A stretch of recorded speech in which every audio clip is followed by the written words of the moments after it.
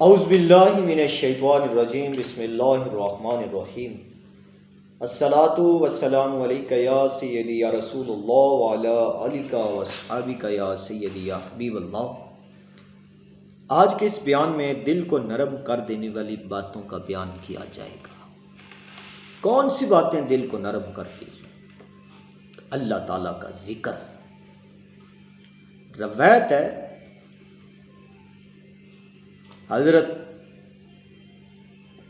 عبداللہ بن عمر سے فرماتے ہیں، فرمایا رسول اللہ نے، وہ کامیاب ہو گیا جو مسلمان ہوا اور با قدر کفایت رزق دیا گیا اور اللہ نے اسے دیے ہوئے پر تعینات دی۔ یعنی جسے ایمان و تقوی با قدر ضرورت مال اور تھوڑے مال پر صبر، یہ چار نعمتیں مل گئیں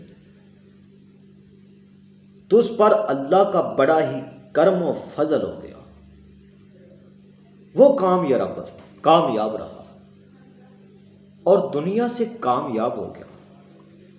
حضرت ابو ہریرہ فرماتے ہیں کہ رسول اللہ نے فرمایا کہ بندہ کہتا ہے میرا مال، حالانکہ اس کے مال صرف 3 ہیں،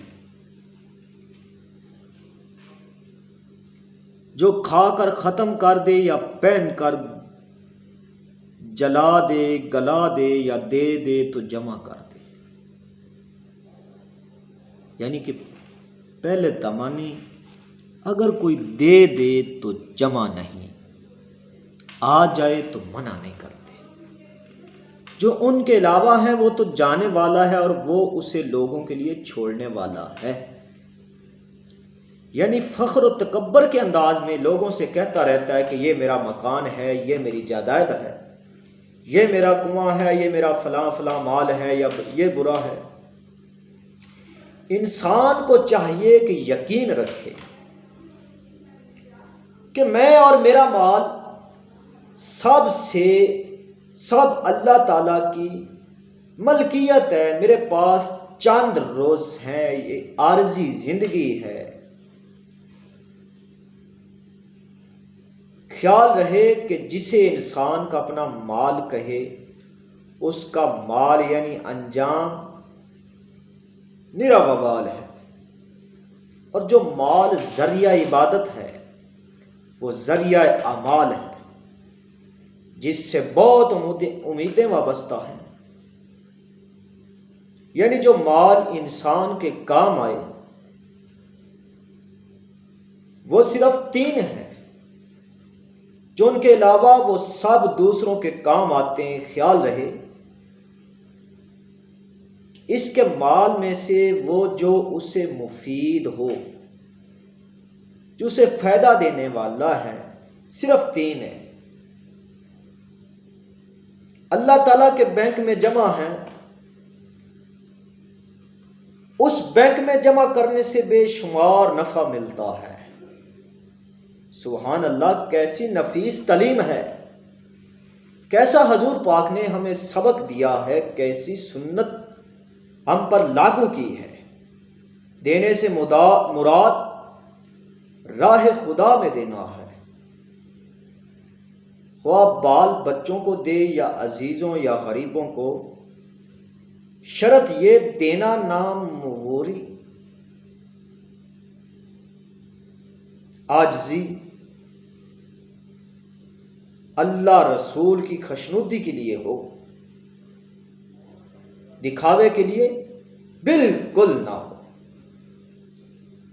بندہ جب مر جاتا ہے وہ مال دوسروں کے لیے رہ جاتا ہے، جیسے زمین، باغات، مکانات، نگنی، بینک بیلنس۔ اس فرمان عالی کا مقصد یہ ہے کہ مال میں سے اللہ رسول کا حصہ ضرور نکالتا رہے۔ یہ مقصد نہیں کہ مکان جائیداد بنائے ہی نہیں، اپنے بچوں کو فکر کر کے چھوڑے۔ یہ مقصد ہے کہ مال کی محبت دل میں نہ ہو، دل خاص اللہ رسول کے لیے ہو۔ حضرت انس سے فرماتے ہیں کہ رسول اللہ نے فرمایا کہ میت کے ساتھ 3 چیزیں جاتی ہیں، 2 تو لوٹ آتی ہیں اور ایک اس کے ساتھ رہ جاتی ہے، اس کے ساتھ اس کے گھر والے، اس کا مال، اس کے اعمال جاتے ہیں، تو اس کے گھر والے اور اس کا مال لوٹ جاتے ہیں اور اس کا عمل ساتھ رہ جاتا ہے۔ جب ماں باپ جاتا ہے مرنے کے بعد قبر کی دیواروں کے پاس جاتے ہیں، پھر واپس لوٹ آتے ہیں، ایک اس کا عمل ہی تو ہوتا ہے جو قبر کے اندر بھی جاتا ہے۔